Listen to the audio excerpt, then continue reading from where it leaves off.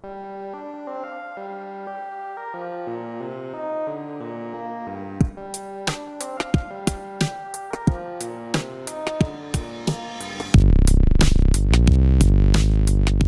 comrades. You're listening to The Party Line, a podcast from The Ditch. News and comment from Ireland on theditch.com. I'm Harry Browne. And I'm Niamh, Bhriain, and you can follow The Party Line and share it. And you can follow The Ditch on Ditch WhatsApp feed and also on theditch.com. We're joined by Paulie Doyle from The Ditch. How are you, Paulie? And also by one of our finest investigative journalists, as Chris Hedges called him, the author of many books and great articles, and a brand new edition of his first book, Irregular Army, which we'll talk about, Matt Kennard. Good to be here. Thanks for having me. We're delighted to have you. But first, as usual, we're going to talk to Paulie to hear what has been happening at the Ditch. And there's two stories, and I'm not sure which one you're going to start with. Is it the Jack Chambers? We're going to talk about Jack Chambers. I'm back once again to talk about Jack Chambers, which I did a couple of weeks ago. So should we be like explaining to Matt who everybody is every time we... So I'm sure I'll get the gist. Expenditure minister in the government. But I'll get to him in a minute. So last week there were two motions put before the Dáil, one from Sinn Féin, one from the Social Democrats, calling on the government to support the Football Association of Ireland in a boycott of an upcoming football match between Israel and Ireland, which is due to take place in October. So it was debated. Everybody made their speeches, and the government was adamant that, you know, the FAI is an independent body. It would be inappropriate for us to intervene in this particular instance. Even just to say that the opposition were saying all you have to say is we'll support the FAI if it were to boycott the match, help them if they incur any financial penalties and so on. But anyway, the government was saying we can't possibly do that. It would be inappropriate for us to intervene, and they voted down the two motions, and that was the end of it. So what we reported was that they took a radically different view in March of 2022, shortly after the Russian invasion of Ukraine, when Jack Chambers, who was then Minister of State for Sports, wrote to every major sporting body in the country and implored them to use their influence and their authority to support a boycott of Russia and Belarus from sporting events. He talked about the potency of the soft power of sports and how it could be used to punish countries that violate the sovereignty of other countries and the importance of doing so.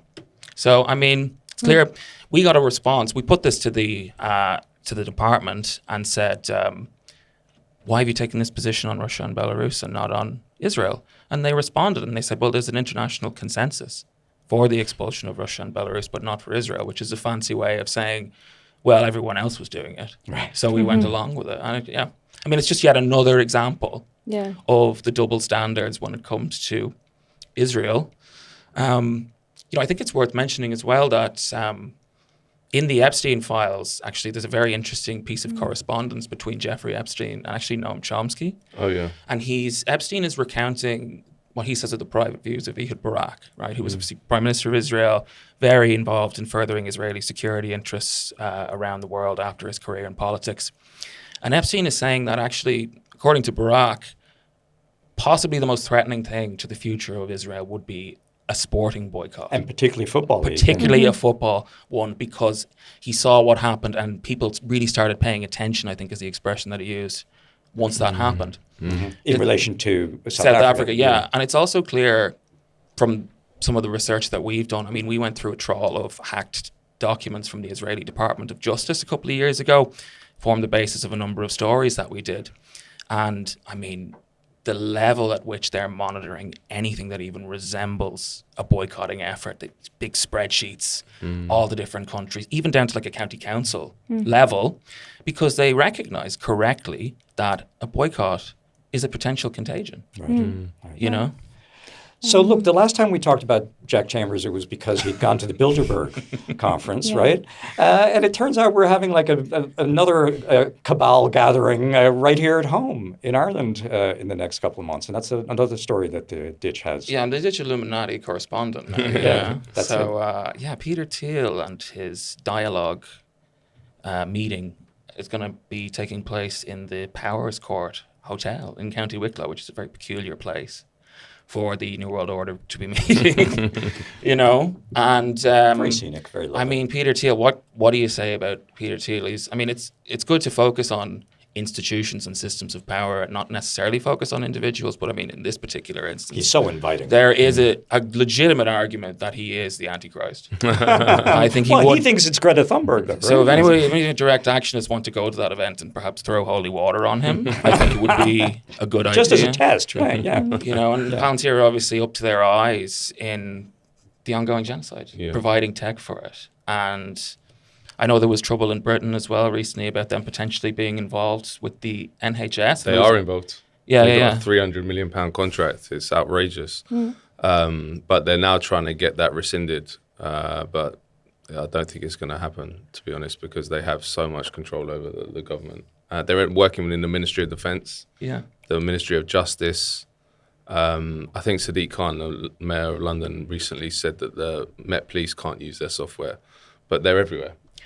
I saw an interview with one of the spokespeople kind of defending Palantir, and his last name was Mosley. I was like, surely not. I Googled it, and it is the grandson of Oswald Mosley. Oswald Mosley, the famous British fascist. And if that was an episode of Black Mirror, it would be a little bit on the nose, you know. It's crazy. Did you read the manifesto they put out? No. A few months ago. I thought, or maybe a month ago. It was dystopian. The Palantir manifesto. About like their vision for the world and where we're going. It was very dystopian. But so the organization that's meeting in Powers Court isn't Palantir per se, right? It's this dialogue-y thing. I mean, it's one of these kind of private networks, one of these kind of powerful groups of people that shapes molds the society that we live in, but is completely unaccountable and most people aren't aware of. So it's an invitation-only kind of a network of the powerful and thoughtful to come together and be powerfully thoughtful in Wicklow this summer, right? Exactly. Does it meet in Ireland every year, or is it different venues? It's different. As I understand it, it's different venues now. They did previously, as I understand, meet in Ireland, I think in 2018, but they haven't been back since. Okay. And the framing was that they go away and kind of retreat and think about how they can shape the world. I mean, it's terrifying. It's terrifying. Yeah. So, well, they're hardly going to say for the worse, are they? Right? Yeah. There you go. So scary. So look, will we move on from the ditch and talk about something that we saw in some other media this week? There's this website that some of the people involved in neutrality networks were sharing a piece from a website that's called Decode 39. 39 is the dialing code for Italy, and it's a sort of an Atlanticist information site that's published in English and Arabic out of Italy.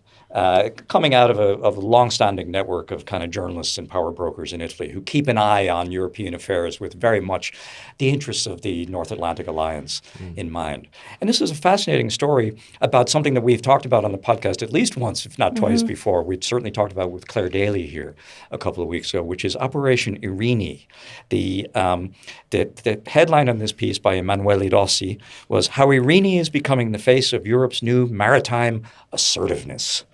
So Europe, as in the EU, and this mission that we talked about because it was being written about in the journal a few weeks ago, and how sad it was that Ireland was coming out of this mission, which is now, well, you tell us about it, because you're the expert, Niamh. So I suppose we spoke a few weeks ago when Claire Daly was here, and we were talking about the fact that the Irish government was regretful or lamenting the fact that Irish troops, so there were 3 Irish naval personnel that were based in Rome, which is the headquarters of a European Union military mission that operates in the Mediterranean called Operation Irini. The reason that the Irish troops had to withdraw from the mission was because the European Union mission, which operates under a European Union mandate, was loosely associated with a United Nations resolution that pertains to an arms embargo in Libya. So Irish troops can only deploy overseas if there is a United Nations mandate for the mission they're being sent on.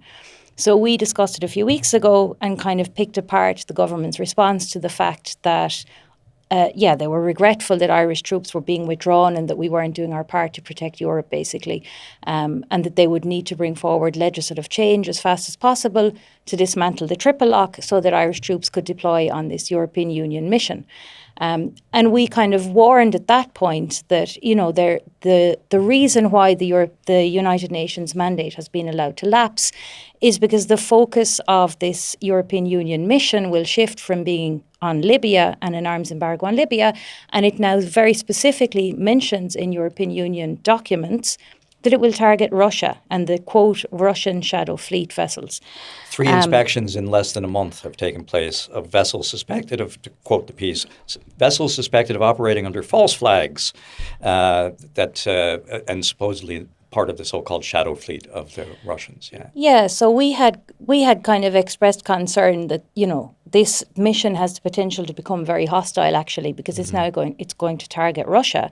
And then lo and behold, this report comes out from that we saw on this website, but also it has been acknowledged by European Union officials that European Union military personnel have now boarded 3 vessels in the Mediterranean. And the legal clause that they're invoking to do that is Article 110 of the United Nations Convention on the Laws of the Sea. And that specifically refers to warships having the right of visit when they have reasonable grounds to suspect that the vessel's nationality may be hostile to them. So there's a few things going on. First of all, it's the European Union, as the headline is, you know, asserting itself as a kind of a new maritime, I suppose the center point of this new kind of fight against Russia has now been it's kind of transferred from Northern Europe down to the Mediterranean. Then there's invoking basically what functions in wartime. So using this wartime clause, basically a warship. And then it kind of, and maybe Matt, you can come in a little bit on this, but it also coincides then these kind of 3, basically, you know, going onto a ship and checking the vessel, challenging these ships because they're supposedly connected to the Russian shadow fleet. It ties in with what we saw in the English Channel over the last few days. So maybe you can also, because I don't think they're unconnected. I think no, they're not, and it's a statement, isn't it? And in some ways, a prelude to war. If you look at what Trump did to Venezuela when he kidnapped Maduro, the prelude to that was taking over various Venezuelan oil ships and anything that was going into it, and then they ratcheted up. So it does seem like it's something's happening that is coordinated, but then. This is also, I think, the political situation in London is that Starmer's basically on his way out and is really flailing about for a cause. So, and the war in Ukraine is one that he keeps going back to because he gets support from the mainstream media. And there's he's presented as a hero because of taking over those ships in the Channel. So I think there's also some political games at play as well, but it's very, very worrying. Also, you said that the resolution is under war resolutions, right? We're not officially at war with Russia. Yeah, I mean, I just find the fact that, like, the European Union military missions are already very questionable. They're already on very shaky legal ground because it's a European Union mandate to operate in the Mediterranean. They don't have a United Nations mandate. They will loosely associate themselves. They will say, we're going to deploy this ship to do this job that the United Nations has a resolution about. So basically, there was a resolution from 2016 about Libya and an arms embargo. And then in 2020, the European Union said, oh, we're going to implement that. Basically, the legality of these missions is very shaky. And but then to actually use that to board ships, they're deploying this particular clause which refers to warships. So that would, in this case, it would assume that the European Union ships consider themselves to be warships because they're not the merely ones. naval vessels. The phrase from the Article 110 is warships. Yeah. To quote again from this article, the purpose is to verify the authenticity of a ship's declared flag when documentary or behavioral inconsistencies emerge and to share the findings with relevant authorities. Now, according to Decode 39, operationally, these are procedures firmly grounded in international law. Politically, however, they carry broader significance. So even in this context, they're quite excited about it because clearly it's an escalation. Yeah, but even just on the way that the the ship in the English Channel, the way that was reported on Irish media on RT Radio 1 on, I think it was Monday morning on David McCullough's show. There was a journalist from Britain who was kind of telling the story of how things had happened, and she used the words amazing. It was amazing. Yeah. It was incredible. She said it was pretty cool. And that's the actual expression right. she used. The That's our fast defence roping correspondent, was yeah. pretty cool. And she said, we've been briefed by the British defence minister or whatever that, there's something like this was in the offing since January, but they needed to be sure they were on solid legal ground, and now they're on solid legal ground apparently. And then Once we say so, yes, yeah. And it was this kind of the idea that now we have the ship, and then David McCullough was like, and what are you going to do now with the ship? And it was like, actually, like, we don't know, and it'll probably pose a threat to us to have, as in an environmental threat, to have this this oil tanker or whatever parked in Dorset, I think it's in.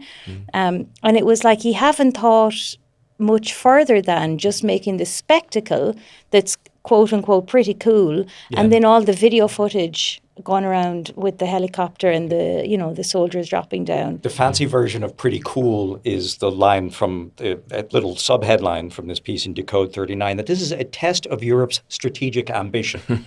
So I think that's clearly what we're seeing here. We're seeing a little flex of strategic ambition. And of course, like, Ireland now out of the mission, but Ireland wants a piece of this too, as we also heard, right?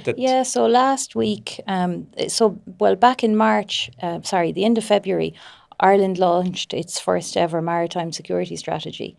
And that's a terrifying document. But one of the things in it, they want to bring legislation to allow British and French naval ships to patrol Irish waters, which is crazy. But one of the things that was also in it that they're now trying to bring forward before the European Union presidency is to allow Irish naval officers to also board ships. So it's kind of like, we want to do what you're doing in the English Channel.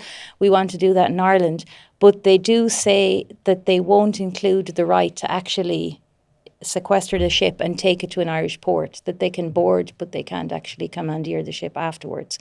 But still, what would we be doing boarding? It's so far from where we were 10 years ago. So I was looking at kind of what the Irish Navy was at 10 years ago, and we deployed to the Mediterranean on a joint operation between Ireland and Italy called Operation Pontus. And we saved 17,000 lives in 2 years as a humanitarian mission. So 10 years ago, we saved tens of thousands of lives. And now we're kind of, how can we provoke the Russians, basically? Because we want to do exactly what the Brits and the Europeans are doing. Strategic ambition. Yeah, exactly. Provocation. That's ambition is not about saving lives. It's about actually, provoking ourselves into, I don't know. World War III. Yeah. Lovely. Well, look, I think that brings us very nicely to the subject of your work, Matt, which is focused for many years on kind of militarism and the corruptions of empire, as it were.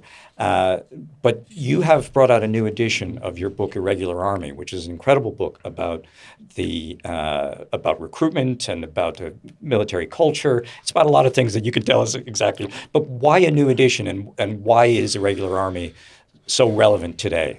I think there's quite a few answers to that. Yeah, I mean, there's one big one, which is when Trump won the election in 2024, he appointed as his Secretary of Defense. It was then Secretary of Defense. It's now Secretary of War because he changed the name.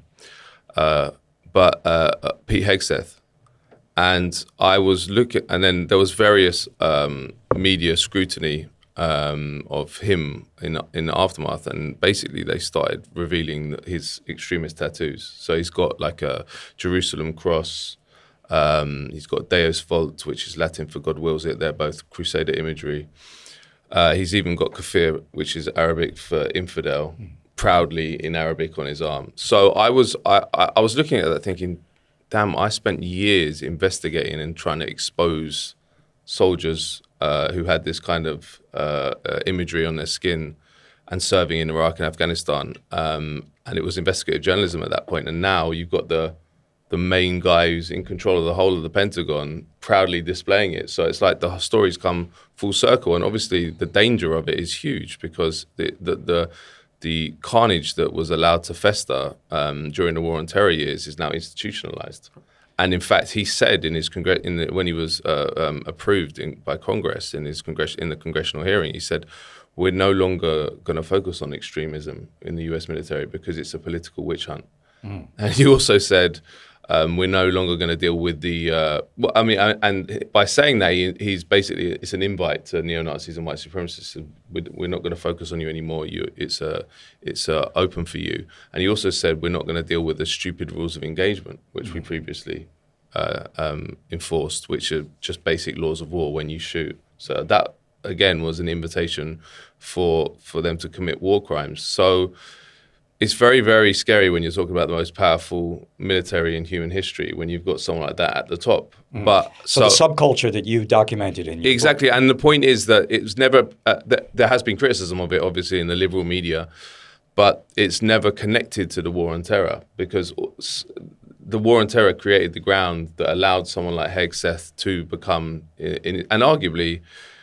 Created the ground for someone like Trump to become president as well, because he took advantage of many of the problems that were created by the War on Terror years, and particularly the legislative changes that happened under Bush when he kind of centered power on the executive branch, dismissed the legislative branch, and just we mentioned Venezuela earlier. If you look at the Venezuela kidnapping of Maduro or the attack on Iran, there's not even a pretense that they need to get approval of this from Congress. And a lot of that was set in motion in the War on Terror years. So I felt that it was very important to make this connection because if we want to learn and understand how to fight back against Trump and incipient fascism, we need to understand the ground that created it. And also I started reading when Trump came into power about the rise of fascism last time in the 20s and 30s in Europe and Italy, and I started the major theory of how fascism rose in Italy initially was Mussolini taking advantage of the disaffected troops from the First World War, which Italy won but didn't make many territorial gains. So there was a real feeling amongst the veteran community that they fought for 4 years and made all these sacrifices and had nothing to show for it, which is also what you hear from veterans of the War on Terror. And it provided a base for Mussolini's black shirts, which he then organized and went to war with the left, which is what Trump's doing with his base. And also Trump, if you look at how he got elected, his pitch was very much against the War on Terror. That's what I was going to ask you, Yeah. because usually when we think about Trump's relationship to the wars, it's that, he benefited from the backlash against them. Yeah, he did. He did, but you're suggesting a continuity as well as the backlash. Well, he rhetorically was against. He famously said, "We're not going to do this nation building anymore. We're not going to go around the world spending American money on foreign countries. We're going to put America first."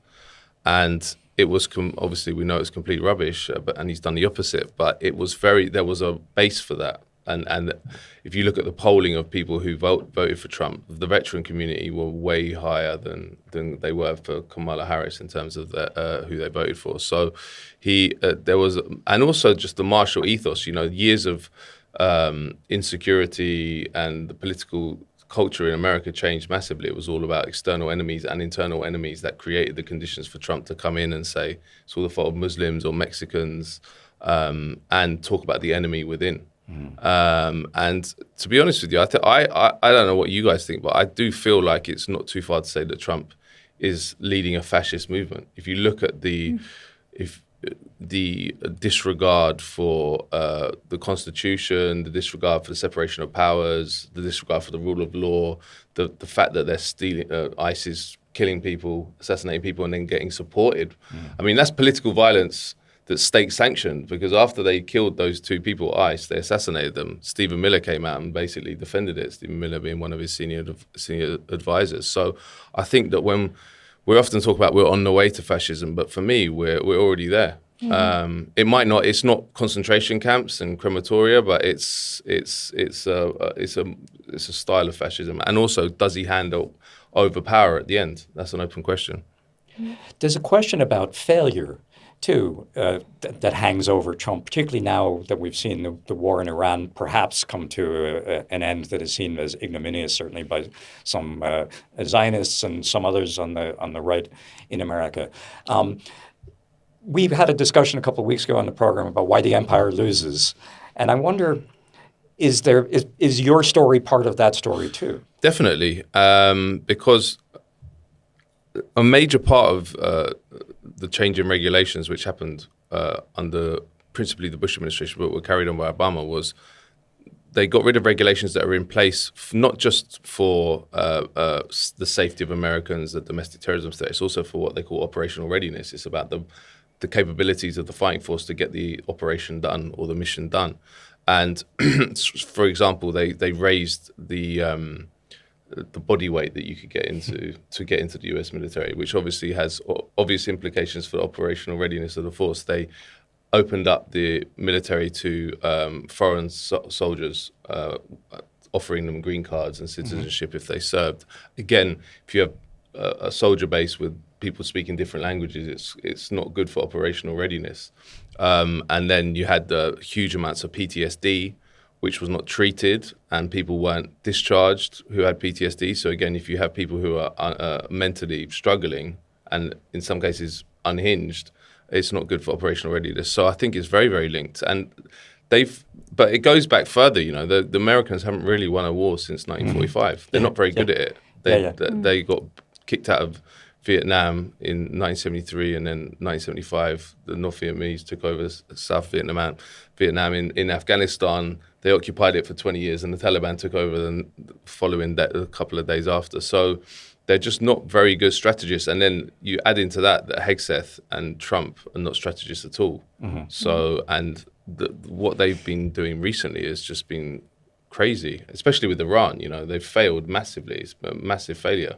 And they've tanked the global economy in the process, and in the process made their own electoral prospects a lot worse. So I think that they didn't have a history of, like the British, as you know here in Ireland. We had a long history, centuries-long history of counterinsurgency, and it was savage. And what we did around the world was awful, but we were good at it in terms of we could pacify a population, and we were kind of seen as the experts in that. Americans, I don't think, are seen as experts in any of this counterinsurgency, stabilizing a country. They can't do it. So I think that, and the problem also with the US is that they have reverted to the military more and more, I think, for structural reasons, because they lead. They're off the charts in terms of their military strength compared to anyone else. You know, they spend, according to some estimates, the same amount on their military as the next 10 countries combined. They have bases all around the world. So they lead there, but they don't lead economically anymore. China's kind of supplanting them and will soon be the biggest. So if you have that comparative advantage, the propensity is then to use that comparative advantage. So we need to use the military to enforce our dominance. And I think Trump understands that, and also it shackles off. Like if you read the national security strategy from December last year,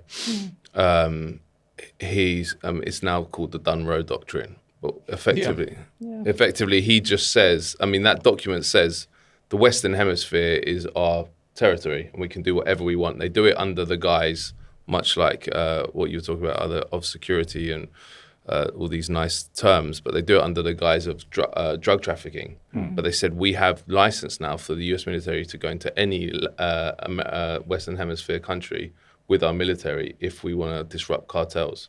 Definitely trouble for Cuba now, I think. Before there was this change in standards, obviously the US military was perfectly capable of committing atrocities. We could spend the rest of the year doing podcasts about them. Do you have any sense of whether, since these rules changed, there's been a corresponding increase in war crimes, crimes against humanity? It's a very good question. And well, the first thing to preface it with is that we know an infinitesimal amount of the actual atrocities that have been committed in Iraq and Afghanistan and many other places as well. Because in the research for the book, I started looking into the documented atrocities and seeing that nearly all of them, they'd only come out after a long time of denial by the Pentagon. Basically, their philosophy is deny until you can't deny anymore. So there's that. But then, to answer your question directly, I think that it definitely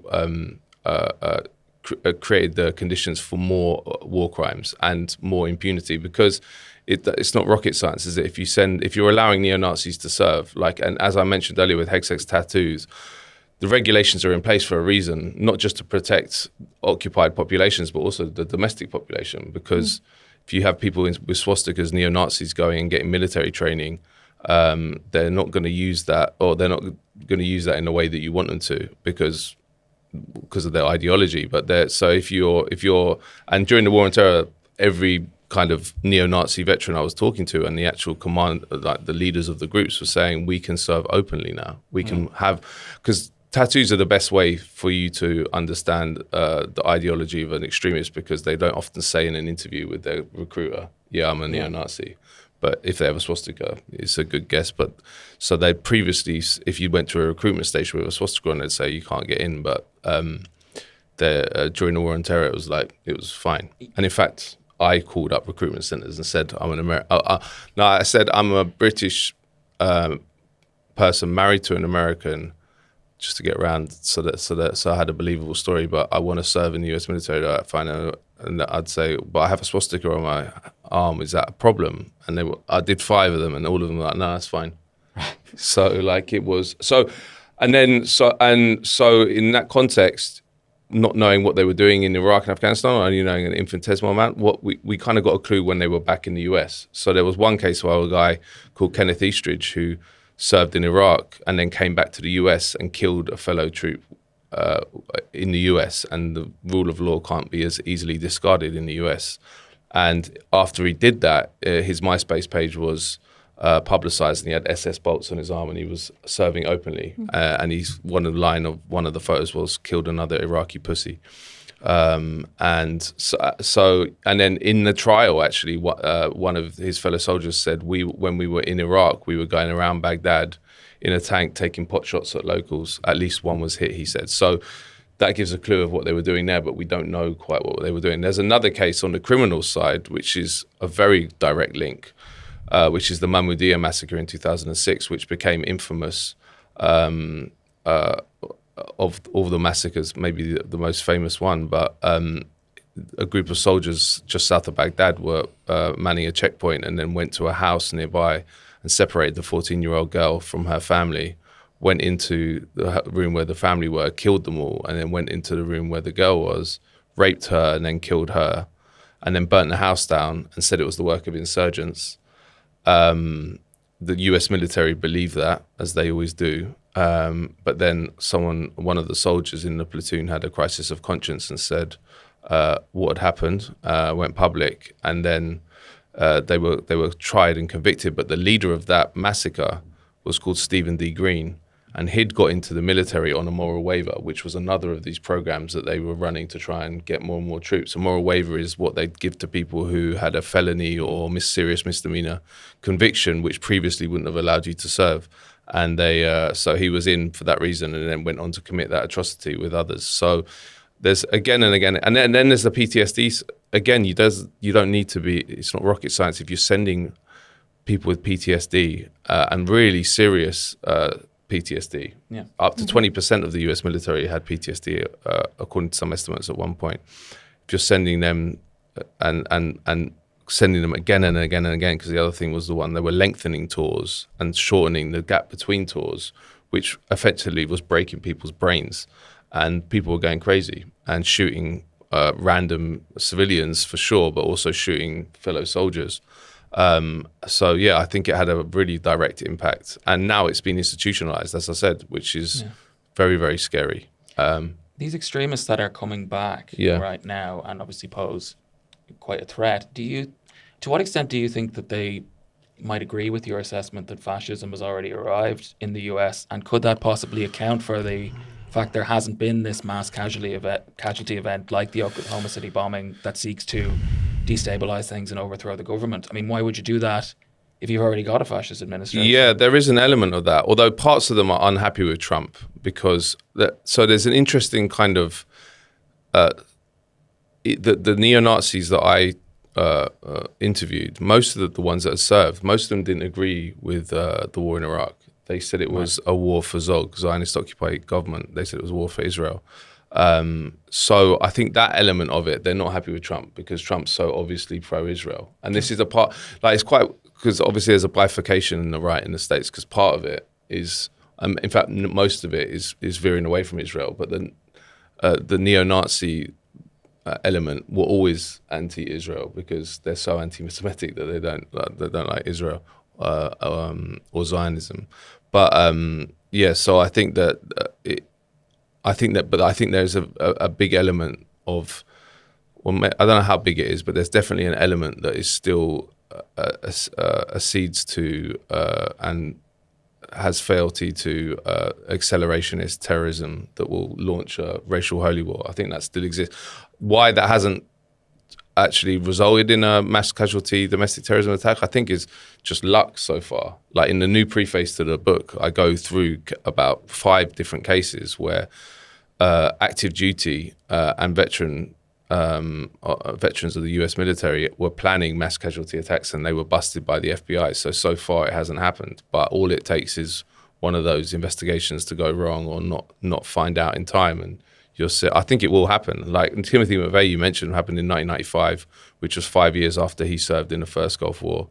And also, we're waiting for we're not waiting, we hope it doesn't happen, but you could expect that one of these mass casualty attacks is going to happen. But on a lower level, there's a lot of violence that is happening within US society that we don't know about because it's not big enough to get in the nationals. Like if you look in local newspapers, the whole veteran community or parts of it are involved in criminal activity. And I do look at local news reports and see that again, because you're talking about 2 million people. That's how many people served.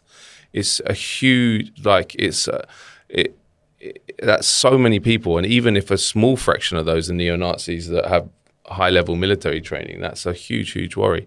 And the gangs is another massive thing because the gangs in terms of numbers is the most serious. At one point, a serious analyst told me that he reckoned that 10% of the US military was gangs, and there was things like they couldn't do basic troop movements within the United States because one group of troops had one gang in it and a base already had this other gang. So you're talking about it having real impact on just basic things like being able to move troops to different bases. And again, they're in it for military training, and because the US bases and the US military is actually a very good institution for drug traffickers to be part of because you have a degree of freedom on a US base which you don't have in wider society.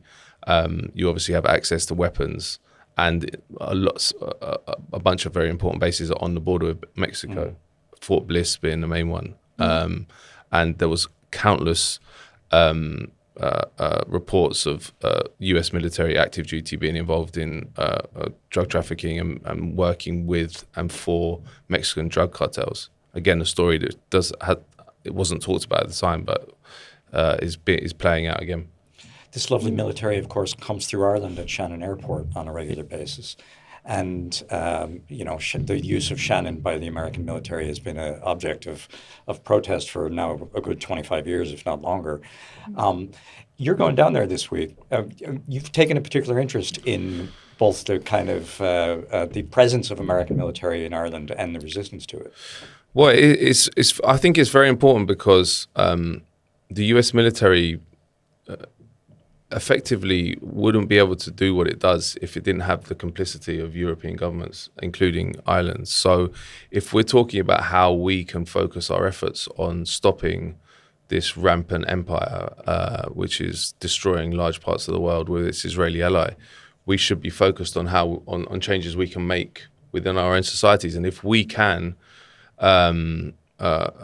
generate a real popular movement that could, in the case of Shannon, stop it being used by the US military, but in the case of the UK actually kicking out the bases, because we have 13 US bases, I think that would have a massively detrimental impact on the ability of the US to do what it does. So I think and Shannon's I've been there before. It's a very inspiring place. The funny thing is that I went there before on a different story. Shannon's also like maybe arguably the birthplace of neoliberalism, because when I did that, I went there to research the free zone and the history of the free zone, and it was part of a larger project on special economic zones. But it was just it was a really funny experience because we talked to the Shannon Chamber of Commerce and he was telling us, like, the leader of China, so the second most powerful man in the world. I can't remember which one it was in what period, but he was saying that in the car from the airport to the hotel, he asked the driver to pause on the hill overlooking Shannon Free Zone so he could like have a moment of reflection to be like, this is where it all began for China, because they opened the Shenzhen Free Zone in 1980, and that was kind of what propelled them to economic success. So it has a lot to answer for, Shannon. But in terms of, and we have a Clare woman in the room here. It's horrific. So, I'm from Clare, so. Oh right, yeah. And we also, when we were there, we went with a really amazing protester who was talking to us. He had his binoculars out and was pointing out all the stuff.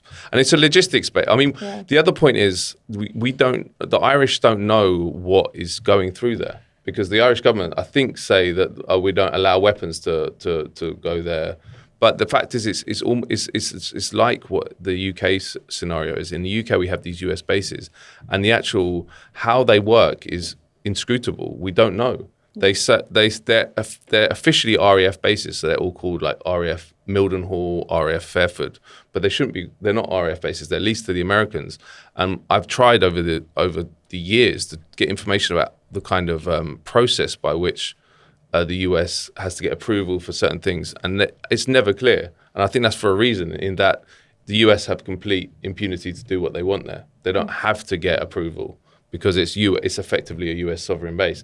And I think Shannon works like that. I doubt the Irish know what is going in and out of Shannon Airport, and it really. You can't claim to be. You can't have any claim to neutrality if you're allowing C-17s, A-400s to go through your territory. It's just ridiculous. You're part of the war machine then. Yeah. And I don't. There's reports that they were involved in rendition as well. They were rendered. Kidnapped people were being. Certainly in the first war on terror. There's no question. Yeah. And more recently also ice flights. Some ice flights really? have actually. Yeah. There's some of the people from Shannon Watch. John Lannon in particular. He's been doing a lot of work documenting flights that have gone through Shannon that are uncertain, like they're ice operated flights. Really? So what would need to happen for them to stop rescind that access to the US military? How big would the movement have to get? Pretty big. Yeah. You certainly need a change in government. Right. You know. And then there's the question of how would the Yanks respond? Would they say, no, we're going to land here anyway? I mean, you know, which Trump might do, but you certainly need to change the people who currently hold the levers of power. During the genocide in Gaza, I did a story about how Israeli Air Force planes were landing in the UK. And one of them was in Glasgow Prestwick Airport in Scotland. And after my story, Humza Yousaf, who was then First Minister of Scotland, rescinded access to the Israeli Air Force. But it's not talked about. The US part of that is not talked about, or even like part of the discourse. I don't know why. It should be, because the crimes they commit are equally awful. But and Glasgow Prestwick again is a massive US military stop-off place. But I think a lot has changed in recent years. I know that it's been a live issue in Ireland, Shannon, for a long, long time, which is great. But in the UK, the US military presence, which is actually a permanent presence, which you don't have here, but the over 12,000 troops, the use of these 13 different bases, has not been a live issue at all. In fact, no one knew, and that changed recently with Iran, which is a good thing. And actually, Zach Polanski, the leader of the Green Party, is the first mainstream political leader that has said that we should kick the US troops out. But this is a part of the infrastructure of our country that is, they don't want anyone to know about, number one, but they don't want anyone to touch. So when Polanski came out with that position, he was attacked ferociously. And it's the same when he talks about NATO. So there's like a red line you can't cross on this stuff. Yeah. I had I think the number of flights, like if you like I'm in a Shannon group where they document the flights every day. It can be multiple times a day. Like sometimes it's just one, sometimes it's multiple flights. Sometimes it's that a US military plane will spend a day or 2 days in Shannon Airport, and then there's a hotel in Clare that they use. Like obviously it has an agreement with the US military, I presume, or the company that's flying through, and you can sometimes go to a hotel in County Clare and you're just confronted with a couple of hundred US military personnel in full uniform that are staying there for a night or two. Has it changed since Trump? Because I think a lot of the change in the UK that I was talking about, I think a lot of it's to do with Trump, because it's harder to defend when they're The under negativity, control. you mean? Yeah. Sarah? I'm not sure that it has particularly here. I think it's always been something that people have opposed. Like there's always been, I would say probably since the genocide, there's been more incidents of people actually breaking through the fence, getting onto the runway. Most recently, there was somebody who managed to get onto a plane and take an axe to it, allegedly. He's facing trial now. There's definitely been more resistance. And that's why I think as well the work that the Ditch has been doing on documenting what's going through, as well as the overflights that are using Irish airspace. And the government are being put under pressure, because you can't, like you say, you can't defend. How can you justify the fact that the US are flying through Shannon Airport every other day of the week when they're committing, like even after, like I think it was Ed Horgan who had documented an increase in flights in the days leading up to the Iran war, and then being able to document where those flights had gone, their direct participation in incidents in Iran. The likes of the strike on the girls' school. Exactly. They were able to draw a direct line. And even still at that, our government hasn't pulled back or changed at all. Can I talk to you about Palestine for the last few minutes of this? Because you have really put a lot of work into not only your own journalism, but facilitating other Palestinian journalists to publish their work. Why is Palestine such an important part of telling this larger story? Yeah, it's a good question. And it's one I've been asking myself recently, why does Palestine have such resonance for me and for everyone really now? And I think it's partly because they are completely on their own. There are people that have no institutional protection. They don't have a state. They're not allowed one. They don't have any international institutions that are on their side. All the world, most of the world's powerful governments are against them. So if they don't have us fighting for them, the global population, then they're completely by themselves. So I think that's why, and the severity of what we've seen during Gaza. I mean, because the destruction of the Palestinians has been going on for over 100 years. Started under the Brits. I mean, we've been torturing Palestine for over 100 years. We haven't stopped, because it was also the Nakba happened under us as well when the mandate ended, British mandate. So I guess there's also that. If you feel a sense of responsibility as a British person for what's happened.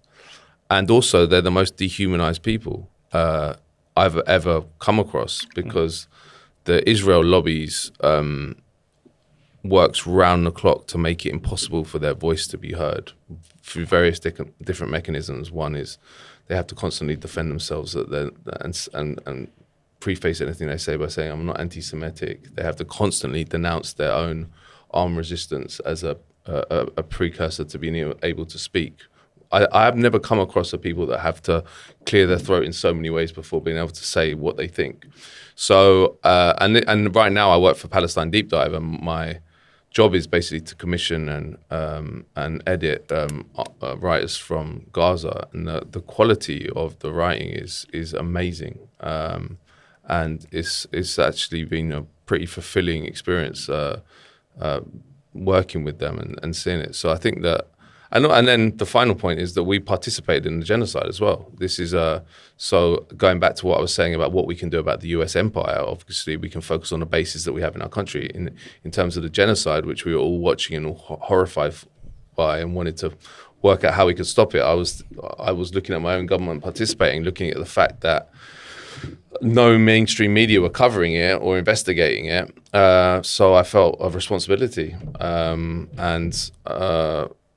yeah, I mean, it was, and it wasn't the sick, and it is sick. The sick thing is, it wasn't hard to do those stories about the spy flights, particularly, which was the most direct evidence of participation, because it was all open source. And so that was there, that any mainstream journalist could have found that. And it wouldn't have been hard. Like a couple of hours work to work out how the website works. Not one of them did it. So, yeah, we're fighting like that. There's a massive, massive infrastructure that protects Israel, protects the United States on a more general level, and huge amounts of ideology. So if you're a journalist that wants to reveal truth, like you're up against it. But I think it's very important that we all do it. And the Ditch has done amazing work. The Ditch is a very, very important institution now. And Declassified is as well, which I left a couple of years ago, but they're still doing amazing work.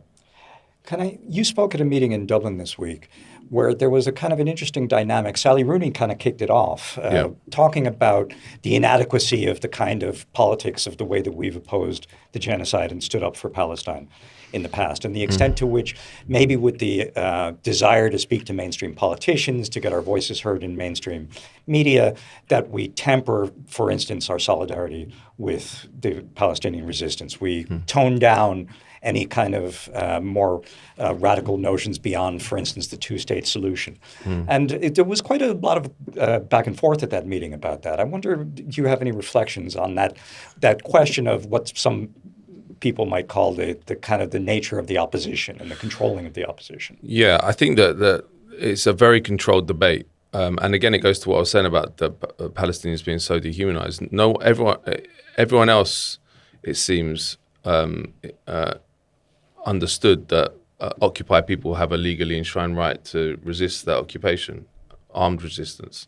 But the Palestinians, no, they're meant to welcome in these genocidal freaks who are going in and destroying their territory and have destroyed it. So I think that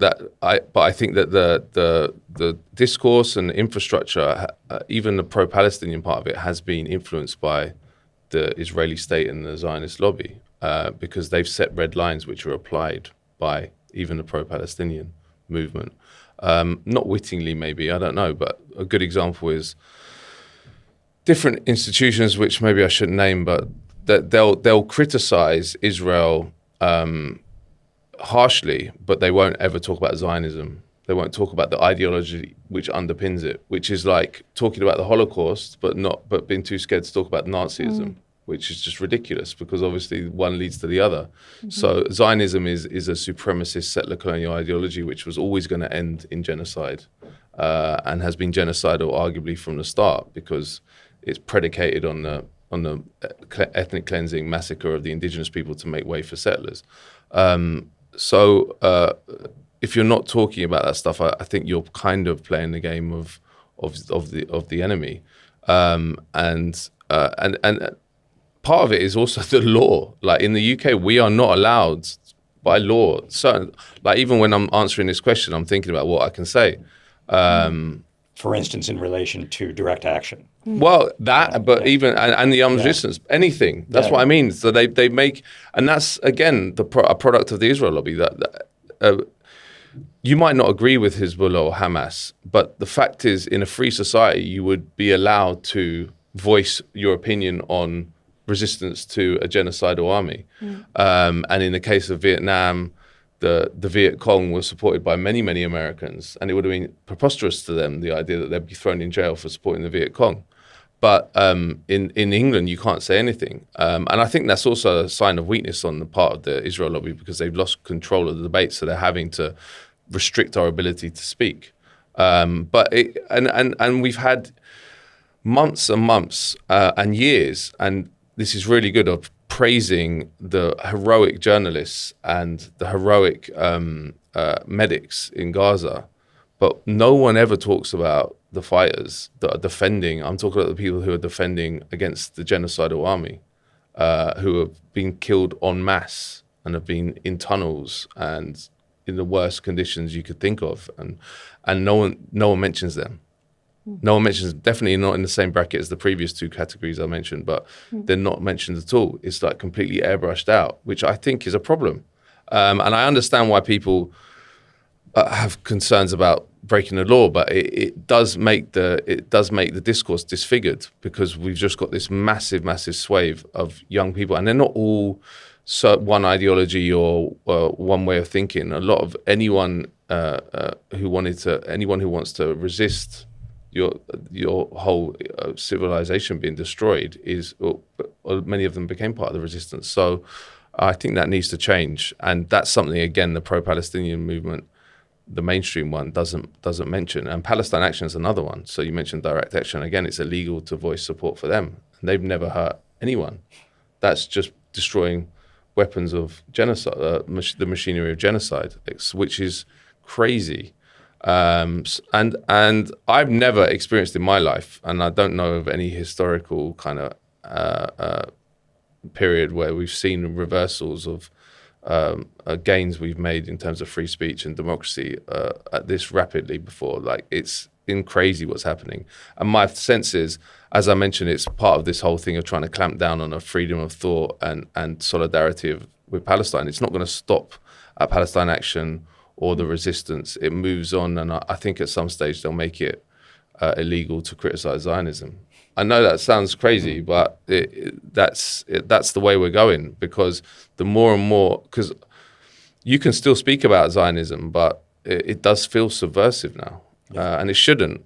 Like, even at that event you mentioned with Sally Rooney last night and Abu Bakr and Tad Hickey, that was a debate you could not have in London, like, without the police basically storming in or raiding your house the next day. Right. Like, it is a very, very scary situation in the UK, and it's all at the behest of Israel. I don't have any qualms about criticizing the UK government or fears that they're going to clamp down on me, but I do about Israel. How bizarre is that when I'm living in the UK, that they put the threshold higher for a foreign country?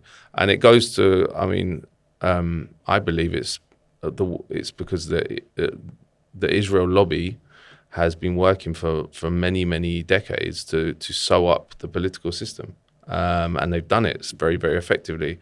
And I think we've got to break that, but it's just, how do you do that without, people are going to have to make sacrifices, and people have, by the way. Last week, the Filton, there's a case called the Filton 25 where a group of people broke into Elbit factory in Filton, just outside Bristol, and dismantled, I think, 400 military, or smashed up 400 Israeli military assets, which is, you can make a moral judgment on what that kind of action, when that kind of weaponry was going to be sent to be used on kids. And they got convicted of 25, the four that were on trial got convicted for a combined total of 25 years. And they introduced a terrorism connection after the jury had convicted them. So the jury convicted them without knowing that this terrorism connection which massively inflated the sentence. Yeah. So it's stuff which you really just have to double take, and you're like, firstly, it doesn't look like or sound like a democracy with rule of law and an independent judiciary. But fourthly, like, where does this end? Because the more they get away with, the more that's normalized, the further they're going to go. And in the distance is Nigel Farage. Yeah. So everyone's saying not so far away. And yeah. I've thought this for ages, but it's pretty sure now that he's going to be the next prime minister. And the Labour government are creating the grounds for him to come in and use all these laws to go even further. And again, the Reform Party is deeply penetrated by the Israel lobby. You know, their principal foreign policy advisor is called Alan Mendoza, who's I've got to watch what I say, but he's a fanatical Zionist and a pro-Israel person, and the whole of the party is basically pro-Israel. So it's really, really scary. And the only anti-genocide party in the mainstream one is the Green Party under Zach Polanski. And actually, before him, to be fair, the Greens have been quite decent on the genocide, but they're not going to win an election, and they don't have a link with organised labour. So it's really, really a scary situation for the UK. I don't know where it ends. I'm sorry to leave it on such a sad note, but we're going to have to do that because you have a book to launch. We're in The Whistleblower, and you're launching your book this evening, Irregular Army. Check it out, a new edition, and we're going to have to leave it there now. Yeah, thanks. Thanks for having me, and thank you for all the Ditch does. It's great. Get on theditch.com, subscribe, donate, get on the WhatsApp group, email it, the Ditch Party line at gmail.com. You know the routine. Thanks very much, guys. Cheers, guys. Thanks.